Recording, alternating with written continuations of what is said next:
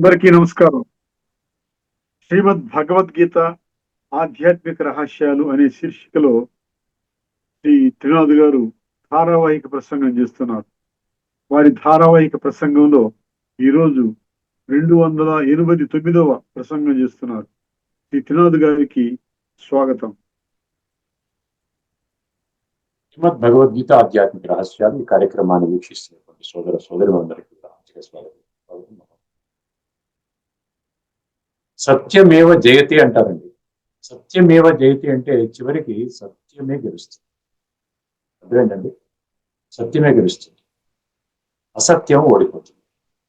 ఇది అంతిమంగా మనం తెలుసుకుంటాం. ఈ రోజున వర్తమానంలో మనకి రకరకాల సంశయాలు ఉంటే ఉండొచ్చు ఆధ్యాత్మిక జ్ఞానం పట్ల. ఎందుకంటే ఇప్పటి వరకు ఎవరు కూడా ఈ యొక్క విషయాన్ని టచ్ చేయలేదు కాబట్టి. సాక్షాత్తు భగవంతుడినే మనం ఏంటంటే భగవంతుడు పరమసత్యం అంటున్నాం. భగవంతుడు పరమ సత్యము అయినప్పుడు వారి ముఖారవిందము నుండి వచ్చినటువంటి మాటలు అసత్యం అవుతాయా? దీనికి పెద్దగా అవసరం లేదండి, తెలివితేట అవసరం లేదు. భగవంతుడు సత్యం అన్నప్పుడు భగవంతుడు సత్యమే చెప్తాడు. కానీ వర్తమానంలో ఏమైపోయిందండి? సత్యం వధ ధర్మం చర, సత్యమేవ జయతే. మళ్ళీ ఏమంటాం? ధర్మో రక్షతి రక్షిత అంటాం. ఇలాంటి నినాదాలు మనకందరికీ కూడా మనం విశ్వసిస్తాం. ఈ నినాదాలని జీవితంలో ధారణ చేసే విషయంలో మాత్రం మనం నిర్లక్ష్యము వహిస్తుంది.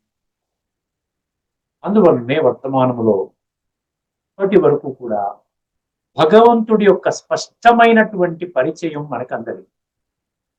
మనం భావిస్తున్నటువంటి ఒక స్వరూపాన్ని మనం భగవంతుడు అనుకుంటున్నాము, కానీ దాన్ని గీతా జ్ఞానం ఆధారముగా, ఎందుకంటే గీతలోనే చాలా స్పష్టంగా కొద్ది మంది మాత్రమే తెలుసుకుంటారు. దీన్ని మనం విశ్లేషణ చేసుకోవాలి. బుద్ధి నేత్రాన్ని తెలుసుకొని ఎందుకు ఈ విధంగా, అందరికీ తెలుసు కదా గీతా భగవంతుడు ఎందుకు ఈ విధంగా అన్నాడు, అది బుద్ధి నేత్రం తెలుసుకోవాలి. అంటే ఎక్కడో ఏదో ఒక చిన్న పొరపాటు మనం చేస్తున్నాము. వేదాహం సమతీతాని వర్తమానాని చ అర్జున భవిష్యాని చ భూతాని మాం తు వేద నా కశ్చన. ఏ ఒక్కరికి కూడా నా యొక్క సంపూర్ణ పరిచయము లేదు అంటున్నాడు. నాకు మాత్రము సమస్త మానవాళి యొక్క భూత వర్తమాన భవిష్యత్ కాలాల జ్ఞానము నా దగ్గర ఉన్నది. మయాసక్త మనాహ పార్థ యోగం యుంజన్మదాశ్రయ అసంశయం సమగ్రం మాం యథా జ్ఞాస్యసి తత్ శృణు అన్నాడు. ఇది 7వ అధ్యాయంలోని మొదటి శ్లోకం.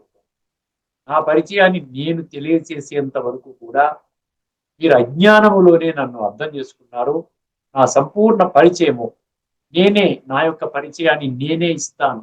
సంపూర్ణ టోటల్ క్లియర్ కట్ ఇంట్రొడక్షన్ నా ద్వారా మీకు లభిస్తుంది. అప్పుడే మీకు నా గురించి, నా యొక్క నామ రూప దేశ కాల గుణ కర్తవ్య సంబంధాల గురించి మీకు స్పష్టమైన అవగాహన ఉంటుంది. అక్కడ మీకు నా విషయంలో ఎటువంటి సంశయమో మీకు ఉండదు. అర్థమైందండి? మయాసక్త మనాహప అసంశయం సమగ్రం మాం. అసంశయం అన్నాడు, మరి సమగ్రం మాం యథా జ్ఞాస్యసి. నన్ను సమగ్రంగా అంటే మనం సమగ్రంగా తెలుసుకోలేదన్నమాట. ఏదో అనుకుంటున్నా, నలుగురు ఏదనుకుంటే మనం ఏంటి మెజారిటీ ప్రిన్సిపల్ మీద మనం వెళ్ళిపోతూ ఉన్నాం. కానీ భగవంతుడు ఏమంటాడు? కొద్ది మంది మాత్రమే తెలుసుకుంటారు నా యొక్క వాస్తవిక స్వరూపాన్ని, నా యొక్క ఈ విధంగా నామరూపదిష్టాలు. 7వ అధ్యాయం 13వ శ్లోకం మర్చిపో. వేల కొలది గుణులలో ఒకానొకడు మాత్రమే నా సత్యమైనటువంటి స్వరూపాన్ని, నా యొక్క నామరూపదేశకాల తెలుసుకోవడానికి ప్రయత్నము చేస్తాడు. Seeker, he will make efforts. అట్లు ప్రయత్నము చేసినటువంటి వారిలో కూడా ఒకానొకడు మాత్రమే తెలుసుకుంటాడు. ఇది చాలా ముఖ్యమండి. ఎందుకంటే భగవద్గీత మొత్తం చదువుకున్నామండి 1,00,000 సార్లు, కానీ భగవంతుడు ఎవరో నాకు అర్థం కావడం లేదు. మనం అనుకున్న భగవంతుడి గురించి ఇక్కడ రకరకాల ప్రశ్నలు వేస్తున్నాడు. భగవంతుడే నన్ను ఎవరు తెలుసుకోలేదంటున్నాడు, నా పరిచయం నేనే ఇస్తానంటున్నాడు, కొద్ది మంది మాత్రమే తెలుసుకుంటాం. దీనికి రాత్రికి పగలకున్నంత మన భావన యథార్థం. రెండిటికి కూడా రాత్రికి పగలకున్నంత, భూమికి ఆకాశానికి ఉన్నంత తేడా. ఇది మనకి ఆధ్యాత్మిక రహస్యాల వల్ల మనకు స్పష్టమవుతుంది. ముఖ్యంగా ఎందుకు మళ్ళీ ఈ విషయాన్ని ఇప్పటికీ చెప్పడం జరిగింది, ఇది చాలా ముఖ్యమైన విషయం కాబట్టి. ఈ ఆధ్యాత్మిక రహస్యాలు తెలుసుకున్నప్పుడే భగవంతుని సత్యస్వరూపము, మన యొక్క సత్యస్వరూపము, అదేవిధంగా ఆత్మ పరమాత్మ కలయిక, రాజయోగం యొక్క వాస్తవిక జ్ఞానము మనకి లభిస్తుంది. ధార్మికము ఆధ్యాత్మికలో మరొక ముఖ్యమైన అంశాన్ని మనం చూద్దామండి. మామూలుగా మనము ధార్మికంగా ఏమండి మనం ఏమి చెయ్యము, భౌతికంగా కొన్ని పనులు చేస్తాం, కర్మకాండ మొక్కుబడిగా చేస్తాం. అర్థమైందండి. భగవంతుడా అని చెప్పి మనం చేస్తాం, కానీ ఇప్పుడు మనం చర్చించుకున్నట్టుగా భగవంతుడి యొక్క సత్యపరిచయం కూడా మనకు తెలియదు. అర్థమైందండి. గాలిలో దీపం పెట్టుకొని భగవంతుడా అంటే ఎలా ఉంటుందండి? ఆరిపోతుంది, తెలియదు. అజ్ఞానంలోనే ఉండడానికి మనం ఇష్టపడతాం. అజ్ఞానం అంటే భగవంతుడు సింపుల్ గా ఏం చెప్పాడండి? స్వయాన్ని అర్థం చేసుకోకుండా జీవితాన్ని జీవించేవాడు అజ్ఞాని అన్నాడు. జ్ఞాని అంటే ఏంటి? నేను ఆత్మని, ఇది నా యొక్క దేహం, ఇది నా దేహం, నాది. నా ఒంట్లో బాగోలేదు అంటే ఇది నాది, దేహము నాది. నేను వజ్రము, ఇది పెట్టి మాత్రమే. నేను పక్షి, ఇది పంజరము. నేను కరెంటు, ఇది పైన ఉన్న తొడుగు మాత్రమే. ఇలాగ మనం చాలాసార్లు చెప్పుకున్నాం. ఇక్కడ ధార్మికంలో మనము ప్రత్యేకంగా పరమాత్మని పొందడానికి కానీ, ఆత్మ యొక్క సంపూర్ణమైనటువంటి పరిచయము, దాని ద్వారా ఉనికి అంటే ప్రాప్తి, అస్తిత్వము పొందడానికి, అనుభూతి పొందడానికి ఎటువంటి ప్రయత్నం చేయి, ఎటువంటి ప్రయత్నం చేయి. అర్థమైందండి. కేవలము మనం ఏం చేస్తున్నాము? శాస్త్రాలని పేరు పెట్టుకుని మనం కొన్ని మొక్కుబడిగా కొన్ని కొన్ని విధానాలను ఆచరిస్తున్నాం. దాన్నే మనం రకరకాల పేర్లతో పూజలు, పురస్కారాలు, యజ్ఞాలు, యాగాలు, అర్చన, అభిషేకము, తీర్థయాత్రలు, దాన పుణ్యాలు, యజ్ఞాలు, ఇవన్నీ మనం చేస్తున్నాం. అంటే మనం ఏమి చేయకుండానే మనకి జరిగిపోతాయో చెప్పండి ఒక్కసారి. నేను ఆత్మని అంటే ఆత్మపరంగా నన్ను నేను ఆత్మగా గుర్తించుకోకుండానే కేవలము ప్రతిరోజు ఒక 5-10 నిమిషాలు పూజ చేసుకుంటేనే మన జీవితం సమూలంగా పరివర్తన చెందుతుందా? ఎక్కడైనా ఆత్మ శుద్ధి అవుతుందా? ఇది ధార్మికంలో జరిగే పని కాదండి. అందుకనే మనుషులలో ఇంకా కోపతాపాలు అలాగే ఉన్నాయి, విషయ వికారాల వలయం బయటికి రాలేకపోతున్నారు. ఇది ఖచ్చితంగా విషయ వికారాలు తప్పించుకోలేము, దీనికి వేరే మార్గం లేదు. ఇది మనము ఈ ఇంద్రియ సుఖాలను అనుభవించడం కొరకు ఈ జీవితం ఉన్నది అని. భగవంతుడు కూడా చూసారా, 9వ అధ్యాయం 11వ శ్లోకం ఏం చెప్పాడు? నేను కూడా ఎటువంటి ప్రేరణ ద్వారా నా పని చేసుకో, నేను చెయ్యలేను నా పని. ఇది ఆకాశవాణి లాగా వచ్చేసేసి మీరందరూ మారిపోండి, సంస్కారాలు పరివర్తన అయిపోతున్నాయి. ఎందుకంటే మీ సంస్కారాలు పరివర్తన అవ్వకపోతే రేపు నేను స్థాపన చేసేటువంటి స్వర్గంలోకి ఎవరు వస్తారు? ఇప్పుడు పరివర్తన ప్రేరణ ద్వారా జరుగుతుందా చెప్పండి? మామూలుగా మంచివాళ్ళు మనం చెబితేనే మంచి మాట చెప్పడానికి మనం నిర్లక్ష్య ధోరణిలో విస్మరిస్తున్నాం కదా. అలాంటప్పుడు ప్రేరణ ద్వారా ఎలా జరిగిపోతుందండి? భగవంతుడే 9వ అధ్యాయం 11వ శ్లోకంలో అన్నాడు, నేను కూడా దిగి వస్తాను. మనలోనే 850 కోట్ల మనుషులలోనే ఒక మనిషి తనువుని ఆశ్రయిస్తాను. ఎందుకంటే శరీరము ద్వారానే నేను మాట్లాడగలుగుతాను. అర్థం, శరీరం లేకుండా నేను ఏమి చేయలేను, నాకు శరీరం లేదు. నన్ను పరం ఆత్మ అన్నారు, ఈశ్వర అని అన్నారు, భగవంతుడు అని అన్నారు. నేనొక్కడినే పరమ సత్యము, నేనొక్కడినే భగవంతుణ్ణి, మాం ఏకం శరణం బ్రజ అని మీ అందరికీ కూడా తెలియజేశాను. ఇప్పుడు ఈ సృష్టి పరివర్తన కర్తవ్యాన్ని నేను ప్రేరణ ద్వారా చేయకపోతే ఏ విధంగా చెయ్యాలి? ప్రపంచంలో ఉన్నటువంటి సమస్త మానవాళి వారు ఆత్మ యొక్క జ్ఞానము లేని కారణంగా, ఆత్మ యొక్క ఉనికిని కోల్పోయిన కారణముగా, స్వయాన్ని 100% దేహము అనుకున్నటువంటి విధానములో సంస్కారాలన్నీ కుళ్ళిపోయిన కారణంగా తామసిక ప్రధానంగా మారిపోయాయి. కానీ భగవంతుడి యొక్క ఫార్ములా ఏంటంటే, గీతలో ఇచ్చిన ఫార్ములా ఏంటి? సాత్విక సంస్కారాలతో వెళ్ళిన వాళ్ళు మాత్రమే సత్యయుగంలో అడుగు పెట్టడానికి అవకాశం ఉంటుంది అని చెప్పినప్పుడు ఈ మార్పు ఎక్కడ జరుగుతుంది? ఏమి చేయకుండా జరుగుతుందా? కొంచెం ఆలోచించండి, బుద్ధి నేత్రాలు తెలుసుకుని. ఏదో ఒక జరగాలి కదా. లేకపోతే ఉన్నటువంటి ఏమి ఈ సంస్కారాలతో చనిపోయామనుకోండి, సత్యయుగులకు సత్యయుగులు ఎవరు వస్తారు అన్నప్పుడు ఎవరు రారు. ఎవరు వస్తారు? సంస్కార పరివర్తన చేసే ఒక కార్యక్రమాన్ని భగవంతుడు స్టార్ట్ చేయకపోతే, అది కూడా ప్రత్యక్షంగా వారే ఈ పుడమి మీద వచ్చి, వారే ఒక మనిషి శరీరం అధిరోహించి, వారి ముఖార విందం ద్వారా, ఆ మనిషి యొక్క ముఖార విందం ద్వారా తను చెప్పదలుచుకున్నటువంటి సందేశము, ఆధ్యాత్మిక జ్ఞానము మొదలైన విషయాల ద్వారా ఈ యొక్క పరివర్తన కార్యము జరుగుతుంది. ఇది ఒక పెద్ద యజ్ఞం అన్నమాట. రాజస్వ అశ్వమేధ అవినాశి రుద్ర గీత అజ్ఞాన యజ్ఞం. కానీ ఇది మనం తెలుసుకోలేదు కదా. మనము తెలుసుకోలేదు అని భగవంతుడే చెప్తున్నాడు. ఇది 9వ అధ్యాయం 11వ శ్లోకం అని చెప్తున్నాను కదా. ఏంటంటే శ్లోకము అవజానంతి మాం మూఢా. మూఢులు. మూఢులు అంటే దైహికంగా దేహం 100% దేహము అన్న ప్రాంతిలోనే, స్వయము అంటే దేహము, ఆ విధంగా ఉన్నటువంటి వాళ్ళు అసమ్మూఢ అమూఢ అన్నారు. అర్థమైందండి. మూఢ అంటే అవజానంతి మా మూఢ. మూఢలు తెలుసుకోలేరండి. మూఢవ నేత్రాన్ని తెరుచుకున్నంత వరకు మీరు భగవంతుడు ఈ విధంగా సృష్టి మీద అవతరించి తన దివ్య దైవ కార్యక్రమాన్ని చేసుకుంటూ వెళ్ళిపోతున్నాడు. ఇంక అయిపోయింది, కొద్ది రోజుల్లో వెళ్ళిపోతాడు. అర్థమైందండి. ఇప్పుడు ఏమవుతుంది? అరే రే రే రే మనం డౌట్ చేశాము, విజ్ఞేతం తెలుసుకోలేదు.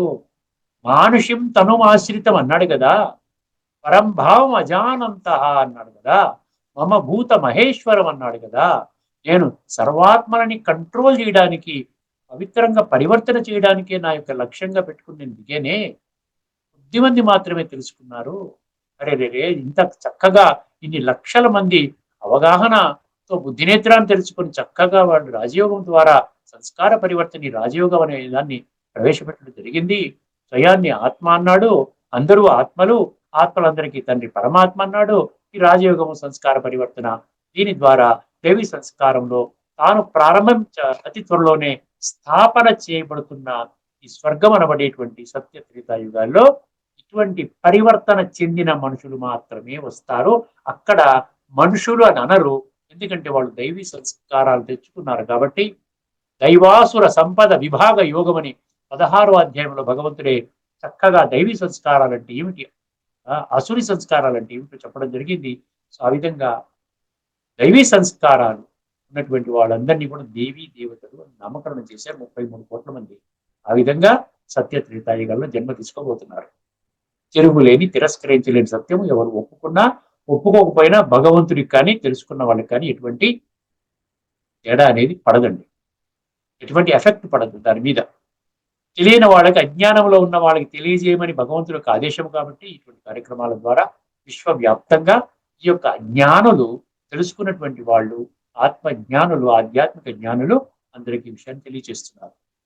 అర్థమైందా? ఇక్కడ ధార్మికంలో మనం ఏమి చెయ్యము, కేవలం కొబ్బరికాయ కొడతాము, పూజ చేస్తాము, అంతేకాని నా జీవితాన్ని ప్రభావితం పరివర్తన చేసుకోవడానికి పంతులు గారు నేనేం చేయాలో చెప్పండి అని ఎవరు అడగలేదు, వారు చెప్పడం లేదు. ఎందుకంటే వారు కూడా ఆ విధంగా దైహిక భ్రాంతిలోనే ఉన్నారు. ఇది ఆధ్యాత్మిక ధార్మిక జగత్తులో పరమాత్మనే స్వయంగా వచ్చి తన కర్తవ్యాన్ని ఫిజికల్ గా వచ్చి చేస్తున్నాడు ఒక శరీరం ఆధారంగా అన్నప్పుడు మనమందరం కూడా ఏమి చేయక్కర్లేదండి. బుద్ధినేత్రాన్ని తెలుసుకోవక్కర్లేదా? అంధవిశ్వాసం నడవటమే నార్మలా? ఒకసారి ఆలోచించుకోండి. ఇది ఈ రోజున మనం ఈ ఎపిసోడ్ లో తెలుసుకున్నటువంటి గొప్ప విషయం అనమాట. మరి మరొక ఎపిసోడ్ లో ధార్మికము ఆధ్యాత్మికం అంటే మరొక విషయాలు మనం తెలుసుకుందాం. ఇప్పుడు మనము 18వ అధ్యాయంలోని మనం ఏం తెలుసుకుంటున్నామంటే మొదటి శ్లోకం నుంచి మనం తెలుసుకున్నాం కదండి. ఏం తెలుసుకున్నాము? గత ఎపిసోడ్ లో మనం ఏం తెలుసుకున్నామండి? ఏం తెలుసుకున్నాము? ఈ విధంగా త్యాగం అంటే ఏమిటి, సన్యాసం ఇది ముఖ్యం అనమాట. సన్యాసము త్యాగానికి, సన్యాసం అంటే రినౌన్సియేషన్ అంటాడు, త్యాగం అంటే గివింగ్ అప్ అంటాడు, త్యాగం అంటే త్యజించడం అంటాడు. అర్థమైంది? రెండింటికి కూడా కొంచెం భేదం అనమాట. ఇది సన్యాసం. రినౌన్సియేషన్ అంటే ఏంటి? మనలో దేహాభిమానాన్ని సన్యసించాలి. అర్థమైందండి? దేహాభిమానంతో పాటు ఏమవుతుంది? ఒకసారి దేహాభిమానం పోయిందనుకోండి, ఈగో పోతుంది, అహంకారం పోతుంది. నేను చాలా గొప్పవాడిని, అర్థమైంది, నేను చాలా ధనికుణ్ణి, నేను చాలా అందగాడిని, నేను చాలా పరపతి ఉన్నవాడిని, నేను చాలా డబ్బున్నవాడిని, పెద్ద బంగాళాలు ఉంటున్నాను, నాకున్న సంబంధాలు గొప్పవి, ఇవన్నీ పోతాయి. అందుకని దేహాభిమానం తీసేసి భగవంతుడు ఏం చేస్తున్నాడు? ఆత్మాభిమానం పెడుతున్నాడు. అర్థమైందండి? ఒక్కసారి మనము 18వ అధ్యాయంలోని ఎన్ని శ్లోకాలు తెలుసుకున్నామండి? 1, 2 తెలుసుకున్నాం. మొదటి 2. ఇప్పుడు తదుపరి మనకు భగవంతుడు ఏమంటున్నాడు? ఏ విధముగా ఆత్మ పరివర్తన అవుతుంది, దేనిని త్యజించాలి, దేనిని పెట్టుకోవాలి, దేన్ని త్యజించాలి, దేన్ని ఉంచుకోవాలి, దేన్ని మనము త్యజించకుండా మనం జీవితంలో అవలంబించాలి. ఈ విషయాన్ని స్పష్టం చేసే ఒక శ్లోకాన్ని మేము ముందుంచబోతున్నానండి. చాలా శ్రద్ధగా వినండి. ఏమంటున్నాడండి ఈ శ్లోకం అంటున్నాడు? త్యాజ్యం. త్యాజ్యం అంటే త్యజించటం. త్యజించడం చూసి త్యాజ్యం. త్యాజ్యం దోషవదిత్యేకే. త్యాజ్యం దోషవదిత్యేకే కర్మ రాహుర్మనీషిణ. అండర్లైన్ చేసుకోండి. మనీషిణ, మనిషి కాదు, మనీషిణ. త్యాజ్యం దోషవదిత్యేకే ప్రాహుర్మనీషిణ. త్యాజ్యం దోషవిదిత్యేకే కర్మ ప్రాహుర్మనీషిణ. యజ్ఞదాన తప కర్మ నత్యాజ్యం చాపరే. ఇది శ్లోకం అండి. త్యాజ్యం దోషవిధి ఏకే కర్మ ప్రాహు మనీషిణ. యజ్ఞదాన తప కర్మ నత్యాజ్యం చాపరే. ఇది శ్లోకం. ఒకసారి రెండు వర్గాలలో కాన్ఫ్లిక్ట్ వచ్చిందండి. ప్రపంచంలో రెండు వర్గాల వాళ్ళు ఉన్నారంట. ఒకరేంటంటున్నారు, ఈ దైహిక భ్రాంతిలో మీరు చేసే కర్మలన్నీ కూడా చాలా జాగ్రత్తగా వినండి. ఇందులో కొంచెం సూక్ష్మంగా మనం అర్థం చేసుకునే విషయాలు ఉన్నాయి. భగవంతుడు ఏమంటున్నాడు, నీవు కానీ దేహభ్రాంతిలో కర్మలు చేసినట్లయితే అది కార్మిక్ అకౌంట్ తయారవుతుంది. కార్మిక్ బాండేజ్ అంటే కర్మ బంధనములోకి నెట్టివేస్తుంది. ఇప్పటికే నీవు చేసిన జన్మ జన్మలుగా చేసిన ఈ నీచ నికృష్ట కర్మల ఫలితముగా ఆత్మ కుళ్ళిపోయి తము ప్రధానంగా మారిపోయింది. ఉన్న పడంగా శరీరాన్ని త్యాగం చేసేవు అంటే నీవు నరకంలోకి పోతావు. అంటే ద్వాపర కలియుగాల్లో నీ జన్మ ఉంటుంది. కాబట్టి ఏం చేయమంటున్నాడు, ఈ దేహాభిమానాన్ని త్యాగము చెయ్యి నాయనా, స్వయాన్ని ఆత్మగా గుర్తించు అంటున్నాడు కదా. ఇప్పుడు ఈ కొంతమంది ఏమంటున్నారు, అసలు ఎటువంటి కర్మలు చేయకూడదు అంటున్నారు. కర్మ చేసేము అంటే కర్మ బంధనములో వెళ్ళిపోతుంది. కాబట్టి కర్మ చేయకుండా ఉంటే ఎంత బాగుంటుంది. చూసారు ఆలోచన? కర్మ చేయకుండా ఎంత బాగుంటుంది కదా. త్యాజ్యం అంటే త్యజించండి, ప్రతి కర్మ త్యజించండి. ఆద్య త్యాజ్యమితి ఏకే కర్మ రాహుర్. ఏమన్నాడు? రాహుర్ మనీషిణ. అంటే మనీషిణ అంటే కొంచెం బుద్ధి నేత్రం తెలుసుకున్నటువంటి వాళ్ళు ఏమంటున్నారు, కర్మ చేయకుండా ఉంటేనే మంచిదండి. కర్మ చేస్తుంటే కర్మ బంధనంలో పెడుతున్నాము. ఇప్పటికీ ఆత్మ కుళ్ళిపోయింది కదా. ఇప్పటికీ ఆత్మ కుళ్ళిపోయింది కదా. కర్మ చేయకుండా ఉంటే కుళ్ళదు కదా. కర్మలు చేయటం వల్లనే చెడు కర్మలు జరుగుతున్నాయి. దానితో మనం ఆత్మ పాడైపోతుంది. అసలు కుళ్ళకుండా ఉండాలంటే ఏం చేయాలి? కర్మలు మానేద్దాం. ఈ యొక్క ప్రిన్సిపల్ తీసుకునే సన్యాసులుగా తయారవుతున్నారు. కర్మ సన్యాసులుగా తయారవుతున్నారు. ఈ పాయింట్ నా విధంగా అర్థం చేసుకున్నారు. అర్థమైందండి? త్యాజ్యం దోషం అన్నాడు. దోషం అంటే ఏంటి? పాడు చేస్తుంది, ఆత్మని పాడు చేస్తుంది. ఆత్మని ఇప్పటికీ కుళ్ళబెడుతుంది, ఇప్పటికే బాగా కుళ్ళిపోయింది. త్యాజ్యం దోషమి ఏకే కర్మ రాహుర్ మనీషిణ. రాహు అంటే ఆ విధంగా అనుకుంటున్నారంట. మనీషిన కొంచెం తెలివైన వాళ్ళు ఆ విధంగా అంటున్నారు. కర్మ చేయకుండా ఉంటే బాగుంటుంది కదా. ఇంకా కర్మ చేయమండి. ఇంట్లో ఉంటే ఈ పిల్లల్ని పోషించుకోవాలంటే కర్మ చేయాలి, ఉద్యోగ వ్యాపారం అన్ని చేయాలి. ఇవన్నీ మానేద్దాం. వాళ్ళకి ఏదో ఉన్న దాంట్లో ఆస్తి వాళ్ళకి పంపించేసేసి మీరు బతకండి రా, మీ బతుకు మీరు బతకండి, నాకేదో ఒక జ్ఞానోదయం అయిపోయింది, నేను అడవులకు వెళ్ళిపోతున్నాను, తపస్సు చేసుకుంటాను అని చెప్పేసి వాళ్ళు, ఇది కర్మ సన్యాసం అంటున్నాడు. త్యాజ్యం ఏమండి? త్యాజ్యం దోషమిత్యేకే కర్మ ప్రాహుర్మనీషిణ. ఇది రెండు పంక్తులు అయిపోయింది. ఇప్పుడు మూడో పంక్తి, నాలుగో పంక్తి జాగ్రత్తగా వినండి. యజ్ఞదాన తప కర్మ నత్యాజ్యం చాపరే. కానీ మరికొందరు ఏమంటున్నారంట, అపరే. అపరే అంటే వేరేవాడు. నత్యాజ్యం విడిచిపెట్టకూడదు. ఈ మూడింటిని విడిచిపెట్టకూడదు. ఈ మూడింటిని ఎట్టి పరిస్థితుల్లో కూడా విడిచిపెట్టకూడదు. మొత్తం అన్ని కర్మలు మానేయండి, కానీ ఈ మూడింటిని మీరు విడిచిపెట్టకూడదు. ఏమిటంట ఆ మూడు కర్మలు? ఏంటంట? యజ్ఞదాన తపకర్మ నత్యాజ్యం ఇది చాపరే. ఎంత స్పష్టంగా ఉంది చూసారా? మనం యజ్ఞం గురించి మనం తెలుసుకున్నాం కదా. యజ్ఞం అంటే ఏంటి? యజ్ఞం అంటే ఏంటి? యజ్ఞం అంటే మనం ఏదో స్థూలంగా చేసేటువంటి యజ్ఞం కదా. నవధాన్యాలు, నెయ్యి, పాలు, ఈ విధంగా బియ్యము, ఇవన్నీ వేస్ట్ చేస్తే అది కాదు. ఆధ్యాత్మిక దృష్టికోణంలో యజ్ఞం అంటే మనలో ఉన్నటువంటి మనోవికారాలని స్వాహ చెయ్యాలి. కామ, క్రోధ, లోభ, మోహ, అహంకారాలని ఆ విధంగా స్వాహ చెయ్యాలి. దీన్ని మనం ఆపేస్తే ఎలాగా? ఈ కర్మను ఎలాగ ఆపేస్తాము? చూసారా? ఆ మరికొందరు మనీషిన వాళ్ళు ఏమన్నారు, మొత్తం ఇవన్నీ కర్మలు ఆపేసి హాయిగా కూర్చొని ఎక్కడికో తపస్సు చేసుకుంటా ఉంటే చక్కగా మనం బాగుపడొచ్చు. అందుకనంటే ఇప్పుడు రెండు వర్గాలు ఉన్నాయి చూసారా, కాన్ఫ్లిక్టింగ్ గా. ఒక వర్గం ఏముంటుంది, సమూర్ణంగా ఈ కర్మలు ఆపేసేసి అడవులకి వెళ్ళి తపస్సు చేసుకోండి, ఎటువంటి కర్మలు చేయొద్దు. కర్మలు చేశారు అంటే, కర్మలు అంటే వాళ్ళ ఉద్దేశంలో ఉద్యోగం, వ్యాపారం, డబ్బు సంపాదించుకొని పరివారాన్ని అంటే ఫ్యామిలీని పోషించే కర్మలు. ఆ కర్మలు మీరు మానేయండి, చక్కగా మీరు వెళ్ళిపోండి. ఎందుకంటే ఇంట్లో ఉంటే బరువు బాధ్యతలు, మీరు ఇవన్నీ చేయాలంటే ఉద్యోగ వ్యాపారం చేయాలి, కర్మలు చేయాలి. అది దోషంగా ఉంటుంది, తప్పుడు కర్మలు జరుగుతాయి, మోసం చేస్తారు, లంచం తీసుకుంటారు, పనికిరాని పనులన్నీ చేస్తారు. దీనితో ఇప్పటికే ఆత్మ కులిపోయింది. కాబట్టి మొత్తం కర్మను నిషేధించండి. కర్మ సన్యాసముగా మీరు ఆ విధంగా కర్మల యొక్క నిషేధం చేసుకుని, ఆ విధంగా మనీషిన అన్నాడు. మళ్ళీ అక్కడ మనీషిని అంటే బుద్ధి నేతలు తెరుచుకున్న వాళ్ళే, people are having discriminating wisdom అంటున్నాడు. విచక్షణ విచక్షణ జ్ఞానం ఉన్నటువంటి వాళ్ళంట. అటువంటి వాళ్ళు ఆ విధంగా అనుకుంటున్నారంట. చూసారా, ఇంకా నార్మల్ వాళ్ళు ఏమనుకుంటారండి. అందుకనే ప్రపంచం అంతా సన్యాసులతో మయం అయిపోయింది కదా. సమాజంలో చూసారు ఎంతమంది. మీరు వెళ్ళండి హరిద్వార, అక్కడ వెళ్ళండి, కాశీకి వెళ్ళండి, ఇంకా చాలా ప్లేసెస్ ఉన్నాయి కదా, వారణాసి, కాశీ, ఇవన్నీ వెళ్ళండి.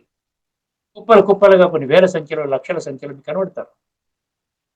అందులో కొంతమంది అవివాహితులు, అంటే బ్రహ్మచారులు, ఇంకా అందులో కొంత శాతము ఏంటంటే వివాహం చేసుకుని భార్య బిడ్డలు విడిచిపెట్టినటువంటి వాళ్ళు కూడా సన్యాసులుగా అంటున్నాం కదా. సో వాళ్ళు కూడా ఆ విధంగా వెళ్ళిపోతారు. కానీ ఇక్కడ భగవంతుడు ఏం చెప్తున్నాడో ఒక్కసారి మనం గమనిద్దాం. కొంతమంది ఏమో మూడు కర్మలు విడిచిపెట్టకూడదు. ఏమిటి? యజ్ఞదాన తప కర్మ నత్యాజ్యం ఇది చాపరే, ఇది చ అపరే. యజ్ఞం అంటే చెప్పాను కదండి, విషయ వికారాలు విడిచిపెట్టు, దేహాభిమానాన్ని స్వహ. యజ్ఞము తర్వాత దానం అంటే ఏం చెప్పాము? దానం అంటే ఆత్మిక జ్ఞానం యొక్క దానము. మనం ఆత్మజ్ఞానిగా మారి ఆ యొక్క జ్ఞానాన్ని అంటే పవిత్రమైన వైబ్రేషన్స్ అందరికీ ఇవ్వాలి. మన మెడిటేషన్లో అందరినీ మనుషులు కూడా, రే భగవంతుడు వచ్చాడు, రండి, మేలుకోండి, రండి, భగవంతుని యొక్క మార్గాన్ని నడవండి, సత్యాన్ని అర్థం చేసుకోండి, అసత్యం నుండి బయటికి రండి, కేవలం అసతోమా సద్గమయ అనుకుంటే కాదు, తమసోమా జ్యోతిర్గమయ అనుకుంటే కాదు, స్వయాన్ని ఆత్మగా అనుభవం చేసి ఈ విధంగా దానం అంటే ఈ విధంగా చేయాలి. అర్థమైందండి. తర్వాత ఇంకోటి ఏమన్నా, ఆస్టెరిటీ అంటే తపస్సు. తపస్సు అంటే అల్టిమేట్ గా ఏం జరుగుతుంది తపస్సు ద్వారా? వాచక తపస్సు, శారీరక తపస్సు, మానసిక తపస్సు, ఇవన్నీ తెలుసుకున్నాం కదా. ఆత్మశుద్ధి జరుగుతుంది. కాబట్టి ఈ విధంగా ఆత్మని శుద్ధి చేసి ఆ విధంగా ఉన్నటువంటి మూడు ప్రక్రియలని ఎట్టి పరిస్థితిలో మీరు త్యాజ్యం అంటే త్యజించకూడదు అన్నారు. ఇప్పుడు రెండు వర్గాల వాళ్ళు ఉన్నారు. ఒక వర్గం కర్మలు విడిచిపెట్టండి, ఒక వర్గము మీరు అన్ని కర్మలు విడిచిపెట్టండి, కానీ యజ్ఞ దాన తప కర్మలు మాత్రం ఎట్టి పరిస్థితిలో విడిచిపెట్టకూడదు. దీనికి భగవంతుడు ఇచ్చిన క్లారిఫికేషన్ చూద్దాం. ఇక్కడ మనకి చెప్తున్నారు రెండు వర్గాల వాళ్ళు ఈ విధంగా ఒకరికి వాళ్ళు వాదించుకుంటున్నారు.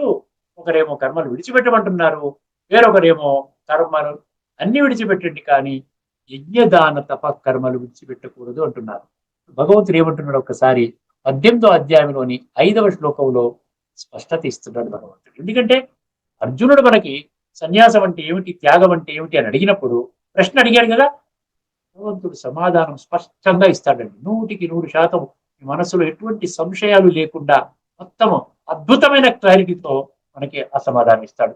ఆ సమాధానం ఏంటి చూద్దామంటే, యజ్ఞదాన తపాన్ని విడిచిపెట్టాలా, లేకపోతే ఒక వర్గం మనీషిన ఆ చెప్పినటువంటి వాళ్ళు ఎవరైతే ఉన్నారో కాస్త తెలివైనటువంటి వాళ్ళు, వైజ్ అంటాడు ఇంగ్లీష్ లో, ఆ విధంగా బుద్ధిమంతులు, వివేకవంతులు, వాళ్ళు చెప్పినట్టుగా మొత్తం కర్మలన్నీ విడిచిపెట్టాలా, లేక యజ్ఞదాన తప కర్మలు ఉంచుకోవాలా? దీనికి భగవంతుడి యొక్క సమాధానము 18వ అధ్యాయంలోని, అదే అధ్యాయంలోని మోక్ష సన్యాస యోగము అనబడేటువంటి 18వ అధ్యాయంలోని 5వ శ్లోకంలో దొరుకుతుంది. ఒక్కసారి ఆ శ్లోకాన్ని మీరు వినండి. ఈ శ్లోకం కూడా మనం కవర్ చేసుకుంటాం ఈ ఎపిసోడ్ లో. ఏమంటున్నాడండి? యజ్ఞదాన తప కర్మ నత్యాజ్యం ఇది చాపరే. యజ్ఞదాన తప కర్మ నత్యాజ్యం కార్యమేవ తత్ అన్నాడు.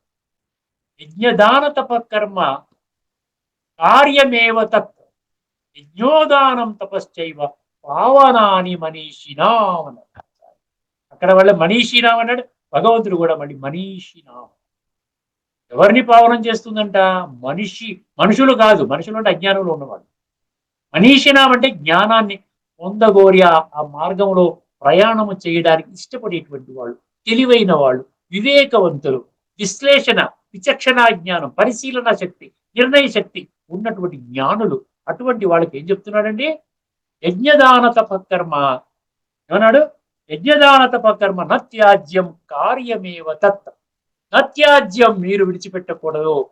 యజ్ఞము, దానము, తపస్సు, ఈ మూడు నేను ఏదైతే చెప్పానో ఈ మూడింటిని మీరు ఎట్టి పరిస్థితుల్లో విడిచిపెట్టకూడదు.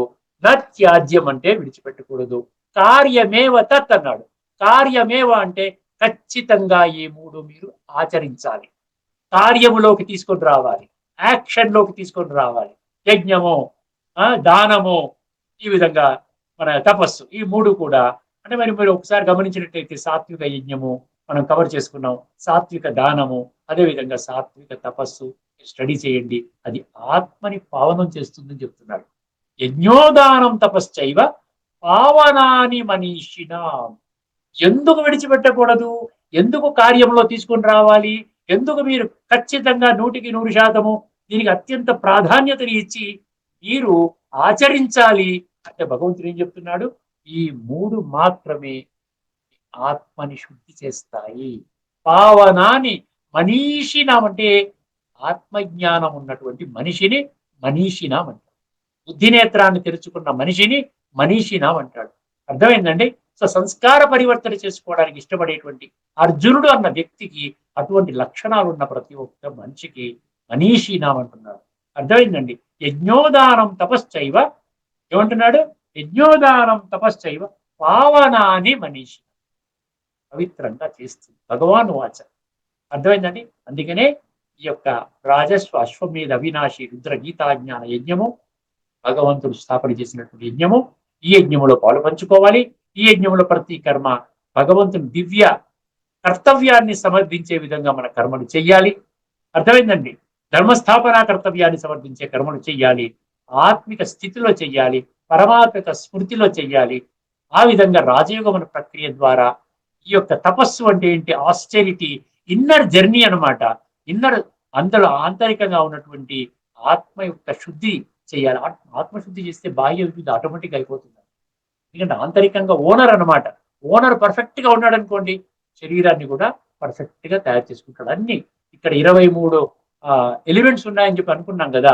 పంచతత్వాలతో చేసినటువంటి శరీరము, అదేవిధంగా 5 జ్ఞానేంద్రియాలు, 5 కర్మేంద్రియాలు, 5 ఇంద్రియ విషయాలు, మళ్ళీ మనసు, బుద్ధి, సంస్కారాలు, ఇవన్నీ కూడా కంట్రోల్లోకి వస్తాయి. దేని ద్వారా కంట్రోల్లోకి వస్తాయంట? కేవలం యజ్ఞము, దానము, తపస్సు. కాబట్టి పావనాని మనీషినాం, అది అండర్లైన్ చేసుకోవాల్సిన విషయం అన్నమాట. ఇప్పుడు ఇద్దరు 2 గ్రూప్స్ ఉన్నాయి కదా. అజ్ఞానంలో ఉండి వాళ్ళు ఏమంటున్నారు? మొత్తం విడిచిపెట్టండి అన్నారు. భలే మనీషినామే, ఆ తెలివితేటలు ఉన్న వాళ్ళే.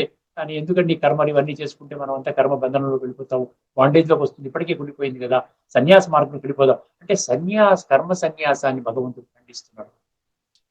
ఈ యొక్క స్పష్టతనిస్తూ ఈ విధంగా కొంతమంది ఆ విధంగా అంటారు, కొంతమంది ఈ విధంగా అంటారు. ఇప్పుడు నేను స్పష్టం చేస్తున్నాను, యజ్ఞము, దానము, ఈ విధంగా తపస్సు, ఈ మూడు కూడా ఎట్టి పరిస్థితిలోనూ త్యజించకూడదు.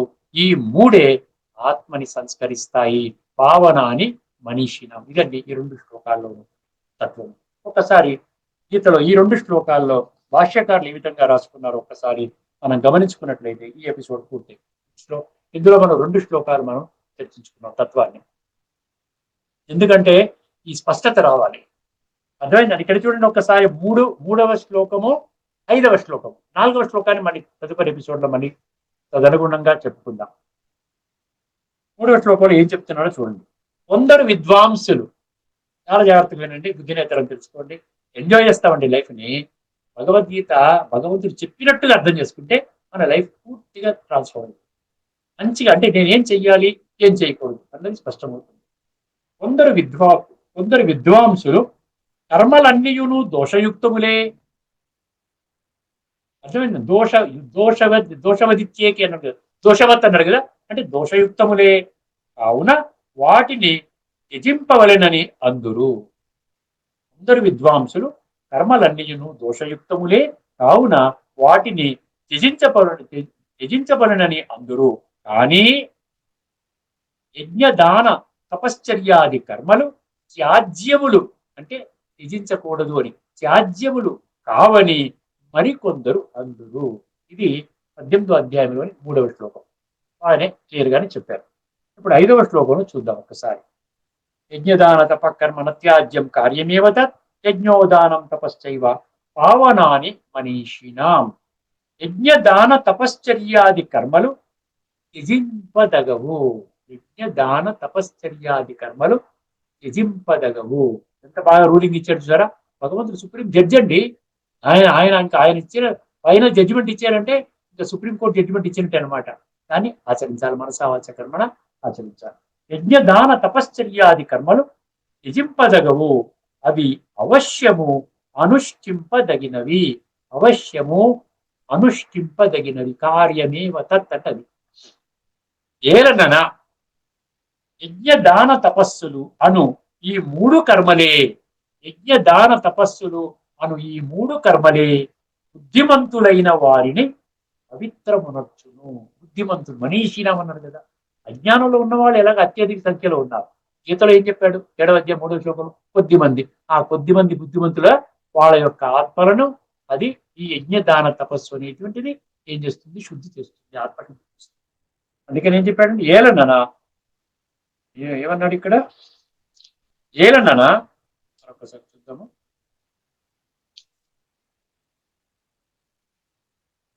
ఏలనన యజ్ఞదాన తపస్సులు అను ఈ 3 కర్మలే బుద్ధిమంతులైన వారిని పవిత్రమునర్చు.